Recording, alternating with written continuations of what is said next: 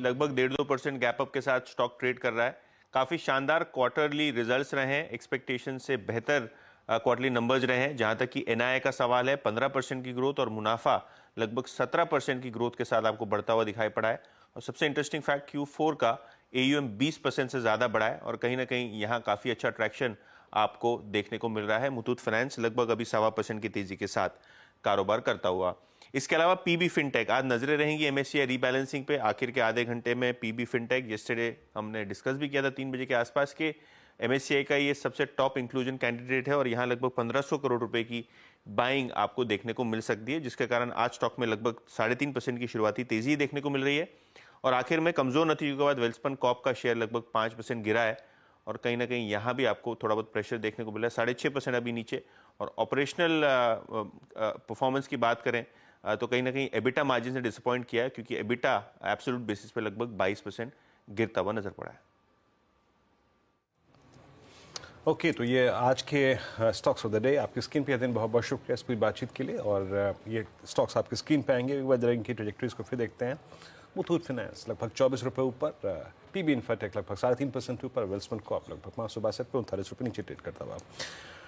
Nifty crack होता हुआ, और निफ्टी अब क्रैक होकर अब अनुज 22,600 की ट्रेजेक्टरी को सरेंडर कर चुका है 7 पॉइंट के फ्रैक्शन से। बैंक निफ्टी अगर आप इंट्राडे हाई से कंपेयर करें करीब 150 पॉइंट नीचे आ चुका है।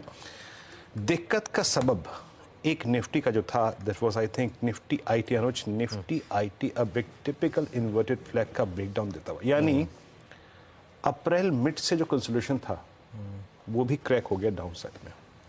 ये कितना अब जैसे कि आपने सुबह एक बात कही थी कि टिल इलेक्शन, यूएस इलेक्शंस, शायद आपको ये बाइंग का मौका दे, आपको चुनाव करना पड़ेगा। नहीं देखिए, हाँ वो है कि ये आपको पोर्टफोलियो बनाना पड़ेगा विद द नॉलेज कि मेरे पोर्टफोलियो में थोड़ा हिट आएगा, लेकिन इलेक्शन तक थोड़ा सा नर्वसनेस रहेगी निफ्टी आईटी में। और 200 डे मूविंग एवरेज का दूसरी बार टूटना एक बहुत बड़ा नेगेटिव साइन है यहाँ पर निफ्टी आईटी पर। लेकिन अगर हिस्ट्री रिपीट हुई, पिछली 2 बार यूएस के इलेक्शन में यही हुआ है कि जाते हुए इलेक्शन में वीक, लेकिन इलेक्शन के बाद रैली, ठीक है। अब वो इस बार होगा या नहीं होगा पता नहीं, लेकिन चार्ट पैटर्न जो है थोड़े से वीक हुए। वैसे मेरा मानना ये भी अभी भी यही है कि आपके पोर्टफोलियो का 20-25% अभी भी आईटी में होना चाहिए, लॉन्ग टर्म पोर्टफोलियो का, शॉर्ट टर्म का नहीं। शॉर्ट टर्म में तो आपको एडजस्टमेंट्स करने होते हैं, लॉन्ग टर्म पोर्टफोलियो का। लेकिन आज वीकनेस है क्लियरली आईटी में, वीकनेस है। और मानस, ये प्रश्न मैंने आपसे भी कल भी किया था और आई थिंक कल हमने काफ़ी अच्छे समय पे सेंस भी किया था निफ्टी की आईटी की वीकनेस को। अभी कोई शॉर्टिंग के पर्सपेक्टिव से आपका व्यू किसी स्टॉक पे? नहीं वीरेंद्र जी, मैं वेट करूंगा आज। मेरे ख्याल से शॉर्ट नहीं करना चाहिए। ऐसा हो सकता है कि लोअर लेवल पे आईटी स्टॉक्स में बाइंग देखने को मिल जाए, हालांकि अभी तक का पैटर्न वीक है, बट आई थिंक शॉर्ट थोड़ा अवॉइड करना चाहिए।